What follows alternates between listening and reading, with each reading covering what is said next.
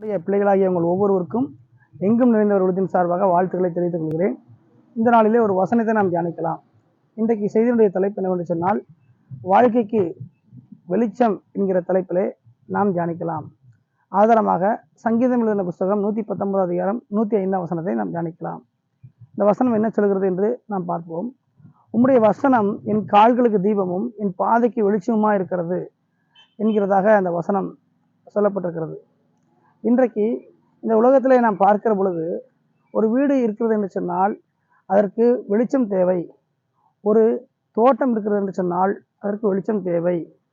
அல்லது ஒரு பொதுவான இடம், ஒரு ஃபேக்ட்ரியோ அல்லது ஒரு கம்பெனியோ வைக்க வேண்டும் என்று சொன்னால் அதற்கு ஒரு வெளிச்சம் தேவை.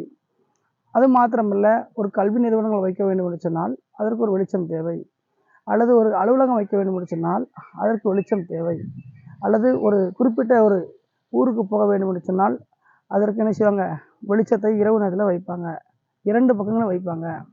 அப்போ முக்கியமான ஒரு பணிகளுக்கு, முக்கியமான ஒரு காரியங்களுக்கு இந்த வெளிச்சமானது எனது அவசியமாக காணப்படுகிறது. அதுவே அப்படி காணப்படுகிறது என்று சொன்னால், வாழ்க்கைக்கு வெளிச்சம் என்கிற தலைப்பிலே பார்க்கின்ற நாம் மனிதனுடைய வாழ்க்கைக்கு அந்த வெளிச்சம் எவ்வளோ அவசியம் என்பதை உணர்ந்திருக்க வேண்டும். சரி, இந்த உலகத்தில் சொல்லப்படுகிற வெளிச்சம், அந்த காரியங்கள்லாம் உலகை சார்ந்த வெளிச்சமாக இருக்கிறது, உலகத்திலேருந்து பெறக்கூடியதாக இருக்கிறது. ஆனால் மனிதனுடைய வாழ்க்கைக்கு வெளிச்சம் சொல்லி நாம் பார்க்குறோம். அது என்ன வெளிச்சம்னா, உலகத்தில் இருக்கிற கரண்ட் கிடையாது. அது என்னன்னா வசனமாகிய வெளிச்சம், வசனமாகிய தீபம், தீபமாகிய வெளிச்சம் என்கிறத நம்ம பார்க்க போகிறோம். இந்த உலகத்தில் இருக்கிற வெளிச்சத்துக்கும் மனிதனுடைய வாழ்க்கைக்கு தேவைப்படுகிற வெளிச்சத்துக்கும் வித்தியாசம் இருக்கிறது. இந்த உலகத்தில் இருக்கிற பார்த்தீங்க அப்படின்னா மனிதனுக்கும் மற்ற காரியங்களுக்கும் தேவைப்படுகிறது உலகத்திலிருந்து வந்த காரியம். ஆனால் மனித வாழ்க்கைக்கு தேவைப்படுகிற வெளிச்சம் பரலோகத்திலிருந்து வந்த வெளிச்சம். அந்த வெளிச்சம் என்ன என்று பார்க்கும் பொழுது அது வசனம். வசனம் விழுகிறது, உம்முடைய வசனம் என் கால்களுக்கு தீபமும் என் பாதைக்கு வெளிச்சமாக இருக்கிறது. கால்களுக்கு தீபம்னு என்ன அர்த்தம்னா விளக்குன்னு அர்த்தம். தீபம்னா விளக்கு. அந்த விளக்கில் அதை ஏற்றினோம்னா அது என்ன செய்யும், வெளிச்சத்தை கொடுக்கும். ஒரு இருட்டில் இல்லை ஒரு வீட்டில் கரண்ட் போயிட்டு அப்படின்னா விளக்கு ஏற்றினோம்னா என்ன செய்யும், அதில் வெளிச்சம் உண்டாகும். வெளிச்சம் உண்டாகி என்ன செய்யும், அது இருளை போக்கிவிடும். அப்போ எங்கெங்கே என்னென்ன இருக்குங்கிறது அறிந்து கொள்ள முடியும், தெரிந்து கொள்ள முடியும். அதை பயணித்து நாம் சரியாக என்ன செய்ய போக முடியும்.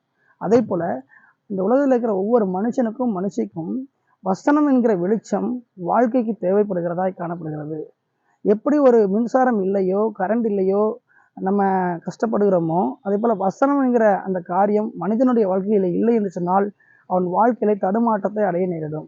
அந்த வசனம் யார் என்று சொன்னால் கர்த்தராகிய இயேசு கிறிஸ்து தான். அப்போ அந்த இயேசு கிறிஸ்துவாகிய அந்த வெளிச்சம், அந்த வசனமாகிய தீபம் மனுஷனுடைய வாழ்க்கை அவசியமாக இருக்கிறது. இந்த அவசியத்தை உணர்ந்து அதை புரிந்து அதை வெளிப்படுத்துகிறது யார் என்று சொன்னால் தாவீது ராஜாவை நம்ம என்ன செய்யலாம், எடுத்துக்காட்டாக சொல்லலாம்.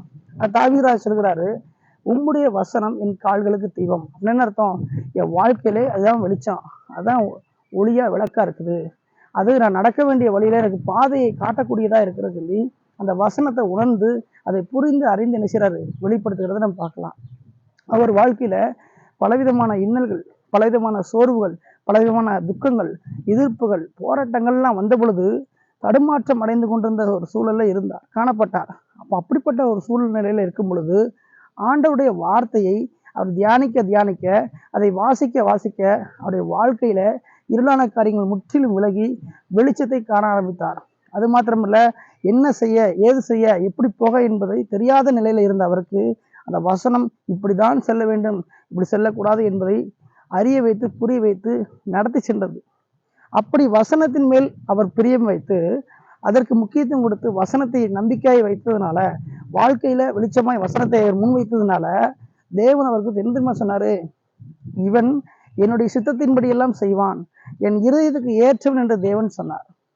எனவே இதை கேட்டுக்கொண்டிருக்கிற, இதை பார்த்து கொடுக்கிற ஒவ்வொரு தேவ பிள்ளைகளும், ஒவ்வொரு வாலிப சகோதர சகோதரிகளும் அறிந்து கொள்ளக்கூடிய விஷயம் என்னவென்று சொன்னால், வாழ்க்கைக்கு தேவையானது பார்த்தீங்க அப்படின்னா வெளிச்சம் எப்படி உலகத்துக்கு தேவையோ அதே போல் ஆவிக்குரிய வாழ்க்கையில வசனங்கிற வெளிச்சம் தேவை, அந்த தீபம் தேவை. அதை நாம் உறுதியாக முழுமையாக பின்பற்றும் பொழுது, அதை முக்கியத்துவப்படுத்தி அதற்காக வாழும் பொழுது, அந்த காட்டுகிற வழியில நாம் நடக்கிற பொழுது தேவனுடைய இதயத்துக்கு ஏற்றவர்களாகவும் சித்தத்தின்படி செய்கிறவர்களாகவும் காணப்படுவோம். தாவீது அதை உணர்ந்து, அதை புரிந்து, அதை அனுபவித்து சென்றபடியினால்தான் அவர் எழுதி வைக்கிறார், உங்களுடைய வசனம் என் கால்களுக்கு தீபமும் என் பாதைக்கு வெளிச்சமா இருக்க வேண்டும் சொல்றார். இன்னைக்கு எத்தனை பேர் வாழ்க்கை இருள இருக்கு, வெளிச்சமாவா இருக்குது? இன்னைக்கு எத்தனை பேருடைய பார்த்தீங்க அப்படின்னா பாதைகள் தடுமாறிட்டு இருக்குது, நல்லாவா இருக்குது? அப்போ தடுமாற்றாட என்ன காரணம்? இருளா இருக்க காரணம் என்ன? வசனத்தை சரியான முறையில் என்ன செய்யலை, அனுபவிக்கல, புரிந்து கொள்ளவில்லை. வசனம் சொல்லுகிற அர்த்தத்தில் என்ன செய்யணும், பார்க்கணும். ஒவ்வொருவரும் தங்களுக்கு ஏற்ற மாதிரி என்ன செய்கிறாங்க, நினச்சிக்கிட்டு இருக்காங்க. அப்படி இல்லை, தேவ சித்தத்துக்கு கட்டுப்பட்டு தங்களுக்கு தேவனுடைய வாழ்க்கையை ஒப்பு கொடுத்து, தேவனுடைய சமூகத்தில் தங்களுடைய வாழ்க்கையை ஒப்பு கொடுத்து வசனம் காட்டுகிற அந்த பாதையில் போனால் மட்டும்தான் அவங்க வாழ்க்கையில் இருக்கிற தடுமாற்றமும் இருளும் விலகும். தாவீது அதை உணர்ந்து செயல்பட்டபடினால்தான் அவர் வாழ்க்கையிலே அவருடைய கால்களுக்கு விளக்காகவும் அவருடைய பாதைக்கு வெளிச்சம் காட்டக்கூடியதாகவும் வசனம் இருந்தது.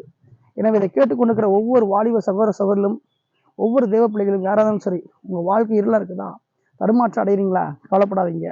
வசனத்துக்கு முக்கியத்துவம் கொடுங்க, வசனத்தை மூச்சாக கொண்டு செயல்படுங்க.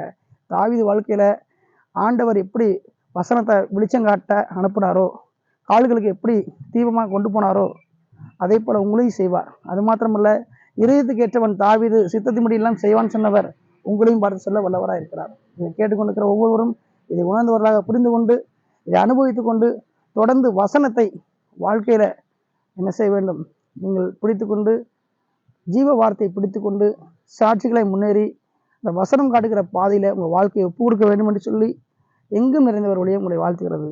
ஆமென்.